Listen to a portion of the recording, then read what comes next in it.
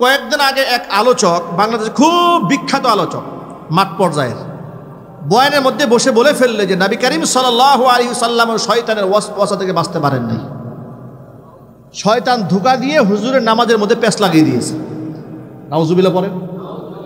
অথচ এটা একটা কমন মাসলা, শিশু বাচ্চারাও জানে যে নবী করিম সাল্লাল্লাহু আলাইহি ওয়াসাল্লাম সাহাবীদেরকে বললেন, ও সাহাবীরা শোনো, শোনো তোমরা, মা মিনকুম মিন আহাদিন ইল্লা ওয়াকাদ ওয়াকিলা বিহি কারিনুহু মিনাল জিন্নি। তোমাদের এমন কেউ না যে তার সাথে একটা করে শয়তান যুক্ত করে দেওয়া হয়নি। শয়তান কিন্তু সবার সাথে আছে।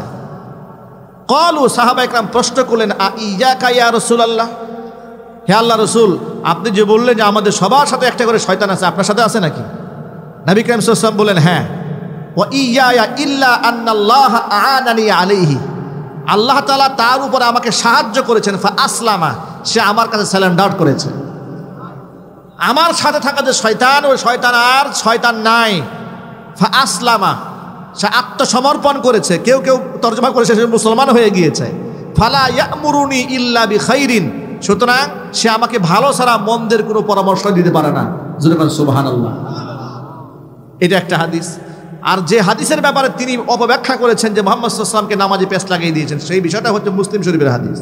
সেখানে এসেছে নবী করিম সাল্লাল্লাহু আলাইহি ওয়াসাল্লাম সাহাবীদেরকে বলেন, ও সাহাবীরা শোনো, তাফাল্লাতা ইফরিতুম মিনাল জিন্নি আল বারিহা, গত রাতে শয়তান, ইফরিতুম মিনাল জিন্নি মানে শক্তিশালী এক জিন, শক্তিশালী জিন আমার নামাজ নষ্ট করার প্রচেষ্টা করেছিল, কিন্তু আল্লাহ আমাকে সাহায্য করেছেন।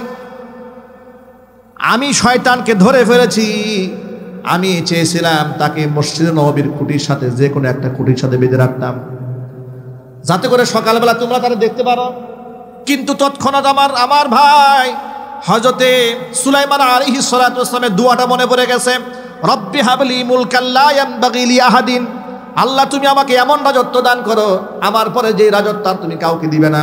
ওই দোয়াটা আমার মনে পড়ে গেছে যে আমার ভাই সুলাইমান তো জিনের উপর রাজত্ব খাটিয়েছে, তাদেরকে শাস্তি দিয়েছে, তাদের উপর ক্ষমতা চালিয়েছে। এখন আমি নিজে যদি তাকে আটকায় রাখি, তাহলে আমার ভাই যে দোয়াটা করেছিল তার দোয়াটা থাকলো না। এই জন্য আমি তাকে অপমানিত, লাঞ্ছিত করে ছেড়ে দিয়েছি। জুড়ে বলেন সুবহানাল্লাহ। এই যে একটা হাদিসের অপব্যাখ্যা মানুষের কাছে পৌঁছালো, ওই যে সে বলে ফেলেছে যে শয়তান মুহাম্মদ সাল্লাল্লাহু আলাইহি ওয়াসাল্লামকে ধোঁকা দিয়ে নামাজে পেস্ট লাগিয়ে দিয়েছে সূরার মধ্যে। একটু জোরে বলতে হবে নাউজুবিল্লাহ। এই যে ভুল মেসেজ মানুষের সামনে পৌঁছে গেল, এই ভুলটাকে সঠিক ব্যাখ্যাটা কি? যেহেতু এটা অনলাইন সোশ্যাল মিডিয়াতে ভাইরাল হয়েছে, তখন অনলাইনে এটা আমাদের সমাধান করতে হয়। ঠিক না বেঠিক জুড়ে বলেন। এই সমাধান করার পরে অনেক ভাইরা না বুঝে বলে যে হুজুররা ঝগড়া লাগছে। না, হুজুর ঝগড়া লাগে নাই। হুজুর যে ভুলটা করেছে আল্লাহর পক্ষ থেকে আরেকজন আলেম শুধরাই দিয়েছে। এটা যদি শুধরানো না হতো তাহলে দিন বিকৃত হয়ে যেত। কথা ঠিক না বেঠিক জুড়ে বলেন। ভুল মেসেজ ছড়ায় পড়তো, কিন্তু ভুল মেসেজ পৃথিবীতে ছড়াবে না। কেন ছড়াবে না? কারণ হচ্ছে একদল দায়িত্বপ্রাপ্ত লোক, ইনসাফগার আলেম যুগে যুগে আল্লাহ সৃষ্টি করবেন কোরআন সুন্নাহর প্রকৃত ইলমকে সংরক্ষণ করার জন্য। এটাও আমার কথা না, এটাও হাদিসে আছে। আল্লাহর নবী সাল্লাল্লাহু আলাইহি ওয়াসাল্লাম বলেছেন, ইয়াহমিলু হাযাল ইলমা মিন কুল্লি খালাফিন উদুলুহু ইয়ানফুনা আনহু তাহরিফাল গালিন ওয়া ইনতিহালাল মুবতিলিন ওয়া তা'ওয়িলাল জাহিলিন আও কামা ক্বালা আলাইহিস সালাতু ওয়াস সালাম। হাদিস শরীফের মধ্যে এসেছে, নবী করিম সাল্লাল্লাহু আলাইহি ওয়াসাল্লাম বলেছেন, ইয়াহমিলু হাযাল ইলমা মিন কুল্লি খালাফিন উদুলু, প্রত্যেক যুগে যুগে একদল ইনসাফগার ব্যক্তি এই ইলমের ধারক এবং বাহক হবেন। তারা মৌলিক তিনটা কাজ করবেন। ইয়ানফুনা আনহু তাহরিফাল গালিন, সীমা লঙ্ঘনকারীদের সীমা লঙ্ঘন থেকে ইলমকে রক্ষা করবে। ওয়া ইনতিহালাল মুবতিলিন, মিথ্যাবাদীদের সংযোজন থেকে রক্ষা করবে। ওয়া তা'ওয়িলাল জাহিলিন, মূর্খ লোকদের অপব্যাখ্যার কবল থেকে এই ইলমকে তারা রক্ষা করবে। বলেন সুবহানাল্লাহ। সুতরাং কারো আকীদাগত ভুল যদি পাবলিকলি প্রচার হয়, কোরআন সুন্নাহর ব্যাখ্যা যদি পাবলিকলি প্রচার হয়, তাফসীরের ব্যাখ্যা, কোরআন শরীফের আয়াতের ব্যাখ্যা যদি ভুল প্রচার কেউ করে, অজ্ঞতার কারণে করুক, জেনে করুক, না জেনে করুক, সে যদি নিজের পক্ষ থেকে সে সংশোধী না আটে পরের দিন, তাহলে অবশ্যই জ্ঞানী যারা আছে, আলেম ওলামা সম্প্রদায় যারা আছেন, মুহাক্কিক মাহের যোগ্য আলেমরা সেই ভুলটা মানুষের সামনে স্পষ্ট করে সঠিক ব্যাখ্যা জাতির সামনে উপস্থাপন করবেন। এই দায়িত্ব আল্লাহর পক্ষ থেকে আলেমদেরকে দেওয়া হয়েছে। ঠিক না ব্যাটিক জুড়ে বলেন? তখন আবার বলবে হুজুরা হুজুরা লেগেছে। না, হিংসা কাকে বলে শোনে? হিংসা হচ্ছে অন্যের ভালো সহ্য করতে না পারা। হিংসা মানে কি? অন্যের ভালো সহ্য করতে না পারা। আচ্ছা, ভুল ব্যাখ্যা করলে ভুল ধরায় দেওয়া কি হিংসা? আরো চিল্লায় বলেন। কোনো ব্যক্তি যদি ভুল মাসালা বলে কিংবা কোনো ভণ্ড পীর যদি আকীদা নিয়ে খেলা করে, তার ব্যাপারে পাবলিক কি সতর্ক করা, এটা কি গীবতের অন্তর্ভুক্ত? মনে করেন, ধরুন আপনি একজনের সাথে ব্যবসায়িক কমিটমেন্ট করতে চাচ্ছেন, যার ব্যাপারে আমি জানি যে তার আমানতদারিতা ঠিক নাই, দিয়ানতদারিতা ঠিক নাই, খেয়ানত করবে, আপনাকে ক্ষতিগ্রস্ত করে ফেলবে। ওই মুহূর্তে আপনাকে ডেকে যদি তার ব্যাপারে জানাইয়া দেয় যে লোকটা কিন্তু সুবিধার না, তখন কি বলবেন যে ভাই আপনি গীবত করলেন কেন? না, আপনার সম্পদকে রক্ষা করেছে এই জন্য আপনি তাকে ওয়েলকাম বলবেন। তা আপনার সম্পদের চাইতে কি এলেমের দাম, ইমানের দাম কম না বেশি? আরো জোরে বলেন। তাহলে যে আলেম আপনার ইমান হেফাজত করলো, এলেম হেফাজত করলো, তাকে তো অ্যাপ্রিসিয়েট করা দরকার, ধন্যবাদ দেওয়া উচিত। ঠিক না ব্যাটিক জোরে বলেন? শয়তান বলল দ্বিতীয় অবস্থার মধ্যে আছে হিংসা খুব খারাপ জিনিস। হিংসা মাত্র দুইটা জায়গায় করা যায়। কয়টা জায়গায়? জোরে বলতে হবে। নবী করিম সাল্লাল্লাহু আলাইহি সাল্লাম বলেছেন, লা হাসাদা ইল্লা আলা ইসনাতাইন, মাত্র দুইটা জায়গায় হিংসা করা যায়। ঈর্ষা বলে এটাকে, হিংসাও বলে না, ঈর্ষা করা যায়। কোন দুইটা জিনিস? এক নাম্বার হচ্ছে রাজুলুন আতাহুল্লাহুল কুরআন ফাহুয়া ইয়াকুমু বিহি আনা আল-লাইলি ওয়া আনা আন-নাহার। আল্লাহ তাআলা কাউকে কোরআনের দৌলত দান করেছেন, রাত দিন সে তেলাওয়াত করে। আপনি তার প্রতি ঈর্ষান্বিত হন, তার সাথে কম্পিটিশন করেন যে আল্লাহ ওর তুমি এত বড় কোরআন দিলে, এত বড় নিয়ামত দিয়েছো, সে সারা দিন রাত তোমার কোরআন তেলাওয়াত করে, এরকম যদি আমারও হতো। ঠিক না ঠিক? আপনি এখানে কম্পিটিশন করেন। এক।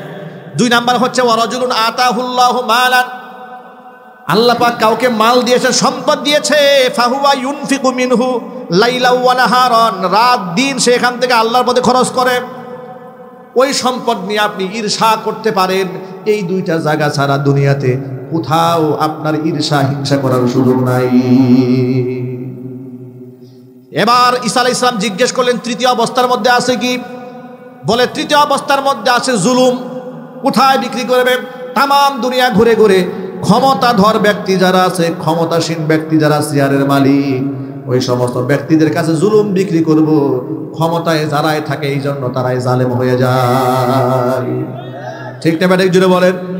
ক্ষমতার চেয়ারে বসলেই লোকরা বেশিরভাগ জালেম হয়। তারা কারা? যারা শয়তানের কাছ থেকে বস্তা খরিদ করেছে। স্বৈরাচারী হাসিনা শয়তানের কাছ থেকে সব বস্তা একাই কিনছিল মনে হয়। ঠিক না ব্যাটিক জুড়ে বলেন? কি পরিমাণ জুলুম মানুষের উপর করেছে। আলেম ওলামা তোলাবা থেকে শুরু করে কাউকে ছাড়ে নাই। ঠিক ঠিক না ব্যাটিক জুড়ে বলেন? রাজনীতিবিদ বলেন, ওয়া রাজনৈতিক ব্যক্তিবর্গ বলেন, একেবারে সাধারণ মুসলমান বলেন, হিন্দু বলেন, কাউকে বাদ রাখে নাই। সবার উপরে জুলুম করেছে। অসংখ্য আলেম ওলামাদের চোখের পানি মঞ্জুর হয়েছে। আল্লাহ পাক তার ক্ষমতার মস্তকে টুকরা টুকরা করে দিয়েছেন। এই জন্য সকল ভাইদেরকে বলি, ক্ষমতার মস্তকে থেকে অপব্যবহার করা যাবে না, অহংকার করা যাবে না, জুলুম করা যাবে না। আল্লাহ যেন আমাদের হেফাজত করেন। আরো জোরে কোন আমিন। ভাইরা আমার, এবার মূল কথায় ফিরে আসি। কৃপণ হওয়া যাবে না, আত্মীয়তার হক আদায় করেন। দরিদ্র অসহায় মানুষের পাশে গিয়ে দাঁড়ান। কোরআন বলে দিয়েছে, প্রথমত আমি আল্লাহর হক আদায় করা, আমার ইবাদত করা, আমার সাথে কাউকে শরীক করবে না। 2 নাম্বার বাপ মার খেদমত করো। 3 নাম্বার আত্মীয় স্বজনের খোঁজ খবর রাখো। আত্মীয়দের হক আদায় করবো তো ইনশাল্লাহ, আল্লাহ যেন কবুল করেন। 4 নাম্বার আল্লাহ পাক বলছেন ওয়াল জারিল জুনুব, অবশ্যই ওয়াল জারিল কুরবা, নিকটতম প্রতিবেশী আত্মীয় স্বজন যারা আছে, ওয়াল জারিল জুনুব, নিকটতম প্রতিবেশী, দূরবর্তী প্রতিবেশী, সবার হক আদায় করতে হবে। ওয়াস সাহিবি বিল জামদি, একেবারে অল্প সময়ের সাথী। যেমন এই যে আপনি বসে আছেন না এখন, একজন একজনের পাশে, এ আপনার সাহেব কিংবা আপনার কলিগ। বাসে যাচ্ছেন, পাশাপাশি সিট পড়েছে, আপনার সাহিবি বিল জাম। ট্রেনে যাচ্ছেন, লোকাল ট্রেনে পাশাপাশি বসেছেন, ও আপনার সাহিবি বিল জাম। একেবারে অল্প সময়ের সাথী হয়েছে। দেখবেন কিছু মানুষের খাসলাত এত খারাপ জীবনের হয়তো প্রথম দেখা আর জীবনের শেষ দেখা। লোকাল বাসে উঠেছে, পায়ের সাথে একটু পা ধাক্কা লেগেছে বা একটু গুতা লেগেছে, আচরণ কত খারাপ, এমন গালি দেওয়া শুরু করে, এই আপনার চোখ নাই, ঠিক কিনা বলেন, গালিগালা শুরু করছে। না, এটা আচরণ নয়, কোরআন নিষেধ করেছে, সুবহানাল্লাহ বলেন। তাদের হক আদায় করা, ওয়াবনি সাবিল, পথিক মুসাফির, তাদের হক আদায় করো। ওয়ামা মালাকাত আইমানুকুম, অধীনস্থ দাস দাসীদের হক আদায় করো। এই সমস্ত বিষয়গুলোকে আল্লাহ তাআলা উল্লেখ করার পরে এবার বলছেন, ইন্নাল্লাহা লা ইউহিব্বু মান কানা মুখতালান ফাখুরা, আমি আল্লাহ তাআলা দাম্ভিক অহংকারীদেরকে ভালোবাসি না। এই কথাটা লাস্টে উল্লেখ করার কারণটা কি? মুফাসসিররা লিখেছেন, এখানে লাস্টে উল্লেখ করার কারণ হলো যে এই যে মাঝখানে যে কাজগুলো আল্লাহ বললেন, যেমন আল্লাহর ইবাদত করা, আল্লাহর হক আদায় করা, পিতা মাতার আনুগত্য করা, আত্মীয় স্বজনের হক আদায় করা, এই সমস্ত হকের ক্ষেত্রে প্রতিবন্ধকতা হলো অহংকার। প্রতিবন্ধকতা কি? অহংকার। আল্লাহ তাদেরকে হিংস দিয়ে দিয়েছেন, সতর্কবাণী দিয়েছে, খবরদার, অবশ্যই অবশ্যই আমি অহংকারীকে পছন্দ করি না। সুতরাং অহংকার মুক্ত জীবন করতে হবে, আল্লাহ যেন কবুল করেন, জোরে কোন আমিন। তাহলে এই যে এতগুলো মানুষের হক অধিকার, এবার বয়ানের প্রথম অংশ মিলায় নেন। নবী করিম সাল্লাল্লাহু আলাইহি সাল্লাম বলেছিলেন, ও সাহাবীরা বলো তো সবচাইতে অসহায়কে? মানিল মুফলিস। সাহাবীরা বললেন, আল্লাযী লা দিনার ওয়ালা দিরহামা, যার কোনো দিনার নাই, দিরহাম নাই। হুজুর বললেন, জবাব সঠিক হয় নাই। সাহাবায়ে কেরাম বললেন, তাহলে আল্লাহ রাসূলই ভালো জানেন। হুজুর বললেন, কিয়ামতের দিন নামাজের সওয়াব, রোজার সওয়াব, হজের সওয়াব, যাকাতের সওয়াব, দানের সওয়াব, সাদকার সওয়াব সব নিয়ে দাঁড়াবে, কিন্তু অসংখ্য মানুষের অধিকারকে সে নষ্ট করেছে। এবার সমস্ত লোকেরাও দাঁড়িয়ে যাবে, আল্লাহ রাব্বুল আলামিন তো সেদিন আহকামুল হাকিমিন, ন্যায় বিচার সেদিন প্রতিষ্ঠা করবেন। মালিকি ইয়াউমিদ্দিন, প্রতিদান দিবসের মালিক তিনি। আল্লাহর চাইতে বেশি ইনসাফ আর কারো কাছে আছে? আল্লাহ পাক তখন এই সমস্ত ব্যক্তিদেরকে বলবেন, এদের পাওনা মিটাইয়া দাও। ওই ব্যক্তিকে ডেকে বলবেন, এত মানুষ দাঁড়িয়েছে, পাওনা মিটাইয়া দাও। ব্যক্তি বলবেন, রব্বুল আলামিন টাকা নাই, জায়গা জমি নাই, কিছুই নাই, কেমনে দেব? আল্লাহ পাক বলবেন, টাকা নাই, টাকা পরিশোধ করার সুযোগ নাই, তাহলে নিজের আমলনামা থেকে সোয়াবগুলা দিয়ে দিয়া, আমলনামার সোয়াবগুলা দিয়ে দিয়ে তোমার ঋণ পরিশোধ করো। কষ্টার্জিত নামাজের সোয়াব, কষ্টার্জিত হজের সওয়াব, যাকাতের সওয়াব মানুষদেরকে দিতে দিতে দিতে দিতে অবস্থায় এমন হয়ে যাবে, সব আমলনামা শেষ হয়ে যাওয়ার পরে এখনো পর্যন্ত এক লোক দাঁড়ায় বলবে, রব্বুল আলামিন তার কাছে আমার আরো কিছু পাওনা আছে। ব্যক্তি বলবে, রব্বুল আলামিন দেওয়ার মতো কিছুই নাই, আমলনামা যা ছিল সব শেষ হয়ে গেছে। আল্লাহ পাক বলবেন, দেওয়ার মতো যদি কিছু না থাকে, ওর আমলনামা থেকে গুনাহগুলো নিজের আমলনামায় নিয়ে নে। অন্যের আমলনামা থেকে গুনাহগুলো নিজের আমলনামার মধ্যে নিয়ে আসে জাহান্নামে নিক্ষিপ্ত হবে।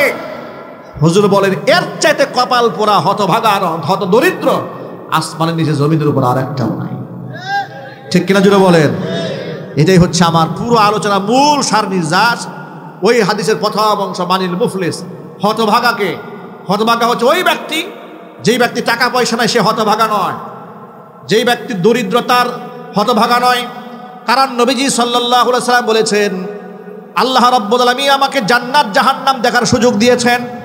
ইত্তলাতু ফিল জান্নাহ ফারাআইতু আকসারা আহলিহাল ফুকারা, জান্নাত যখন দেখলাম, জান্নাতে তাকায় দেখি জান্নাতের অধিকাংশ বাসিন্দা এই পৃথিবীর গরিব মানুষগুলা। আল্লাহু আকবার বলবেন না? সুতরাং গরিব মানুষ হতভাগ্য নয়, গরিব মানুষের সব জান্নাতে চলে যাবে। নেককার গরিব, বাবা গরিব মানুষ বেনামাজি গরিব নয়, সুদখোর গরিব নয়, ধোঁকাবাজ গরিব নয়, খিয়ানতকারী গরিব নয়। শুধু গরিব হলে চলবে না, নামাজি গরিব হতে হবে, ঠিক কিনা বলে? ইমানদার গরিব হতে হবে। দরিদ্র হলে কি হবে? ইমান হতে হবে পাহাড়ের মতো শক্তিশালী, ঠিক কিনা? আল্লাহ পাক কবুল করেন, জোরে করে আমিন। ভাইরা আমার, তাহলে আল্লাহ নবী সাল্লাল্লাহু আলাইহি ওয়াসাল্লাম বলেছেন, জান্নাতে তাকালাম, জান্নাতের মধ্যে দেখলাম জান্নাতের অধিকাংশ বাসিন্দা গরিব মানুষেরা। ওয়াত্তলাতু ফিন্নার, জাহান্নামের দিকে যখন তাকিয়েছি, ফারাআইতু আকসারা আহলিহাল ফুকারা, জাহান্নামের দিকে তাকাই দেখি অধিকাংশ বাসিন্দা এই দুনিয়ার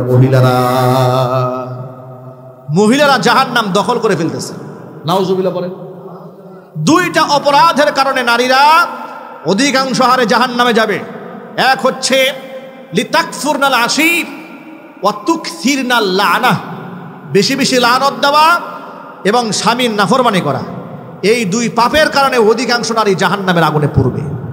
মাইকের আওয়াজ বাহিরে যাচ্ছে, আমি আমার মা বোনদের অত্যন্ত বিনয়ের সাথে আরজি করছি, প্রিয় মায়েরা বোনেরা, স্বামীর অধিকার নষ্ট করবেন না, ঝগড়া করবেন না, স্বামীর সাথে উচ্চ আওয়াজে কথা বলবেন না।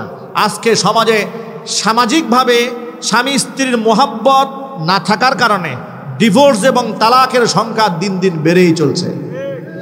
ঠিক না ঠিক? আবার অবস্থা এমন হয়েছে, ডিভোর্স এবং তালাকের সংখ্যা বাড়ার কারণে এর ভয়াবহতা এমন পর্যায়ে দাঁড়িয়েছে যে তালাক হওয়ার আগে স্বামী স্ত্রীর প্রত্যেক দিন ঝগড়া হয়। এরপরে জামাই তো রাগ করে 1 তালাক 2 তালাক 3 তালাক 14 গোষ্ঠী সহ দিয়েছে তালাক। দেওয়ার পরেই হুজুরের কাছে এসে কান্নাকাটি শুরু করছে, হুজুর কাম তো একটা ঘটাই ফেলছে। কি হয়েছে? আপনি আমার রক্ষা করতে পারবেন হুজুর, বিরাট বিপদ হয়ে গেছে। কি বিপদ হয়েছে? আমি তো বউরে তালাক দিয়ে ফেলেছি। কয় তালাক দিয়েছেন? ও 3 তালাক দিচ্ছি। কি বলছেন? তো বলছি যে তোমার দিলাম 1 তালাক, তোমাকে দিলাম 2 তালাক, তোমাকে দিলাম 3 তালাক, তোর মায়েরই দিলাম তালাক। নাউজুবিল্লাহ। এখন রাগে গুসাই লোকেরা কয় তো 14 গোষ্ঠী হওয়া তালাক দিয়ে দিলাম। কয় এরকম তো বলে ফেলছি, আমার কি উপায় হবে হুজুর? আমার ঘরে 6 মাসের একটা বাচ্চা আছে। এই বিপদ আছে না নাই? আরো জোরে কর। তা আমার প্রশ্ন হচ্ছে, 6 মাসের বাচ্চা যে তোর আছে, সেই খবর তো হুজুর জানে, সেই খবর তো তুই নিজেই জানোস। ঠিক কিনা বলেন? তো তালাক দেওয়ার সময় কি হুজুরের কাছে গিয়ে তুমি জিজ্ঞেস করেছিলা, হুজুর এই সমস্যা, বউরে কি তালাক দেবো না দেবো না? আর তালাক দিতে হইলে কেমনে দেবো? সুন্নাত তরিকায় তালাক হচ্ছে, আপনি যদি একান্ত দিতে হয়, মানে তালাকের তো অনেক স্টেপ আছে, সে অনেক লম্বা মাসালা। দিতে হলে আপনি 3 তুহুরে 3 মাসে 3টা তালাক দেবেন।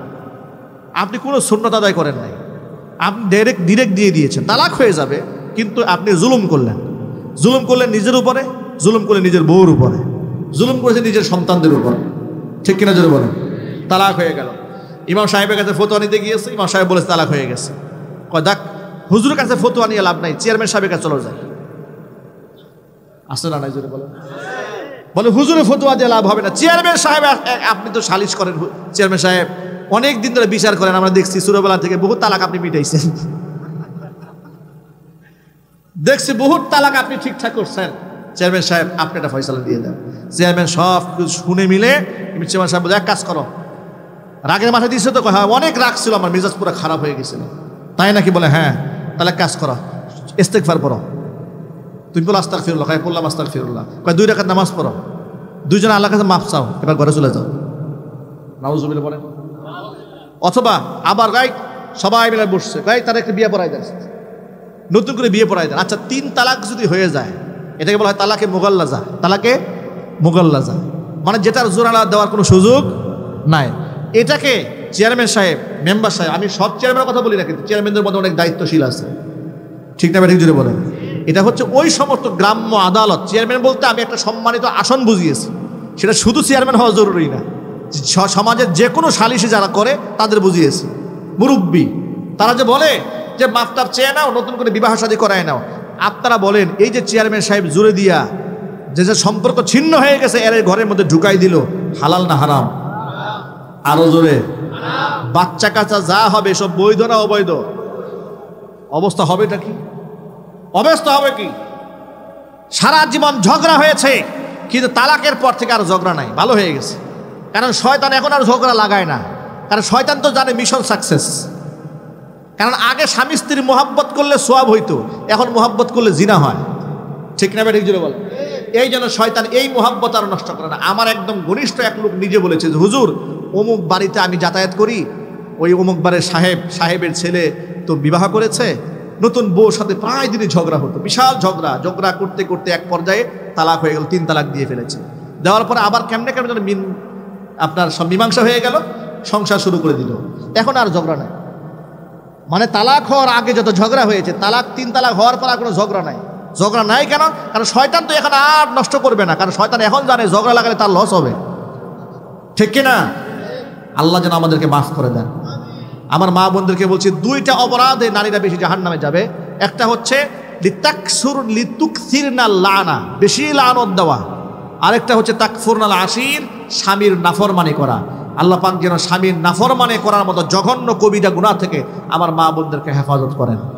আবার এই ক্ষেত্রে পুরুষদেরকেও আবার লাগামহীন হওয়া যাবে না যে হুজুর অনেক বলে গেছে নারীদের ব্যাপারে, কিন্তু আমাদের দায়িত্ব আছে। অনেক জালেম স্বামী আছে, যে জালেম স্বামী তার স্ত্রীর হক আদায় করে না। বউ একটু ফোন দিলে বিরক্ত, এই মেয়ে রাখো, মিটিংয়ে আসি, ধমক দিয়ে দিয়েছে। আর বান্ধবী ফোন দিয়েছে, টাইমের কোনো শেষ নাই। বলেন আসে না, বলেন। এগুলো আমাদের মধ্যে আছে। এগুলা থেকে যদি আমরা বের হয়ে আসতে না পারি, তাহলে আমাদের সামাজিক শান্তি আসবে না। আল্লাহ রাব্বুল আলামিন যেন আমাদের প্রত্যেকেই আপন আপন জায়গা থেকে সকলের হক আদায় করার তৌফিক দান করেন। সকলে জোর আওয়াজে বলুন আল্লাহুম্মা আমিন।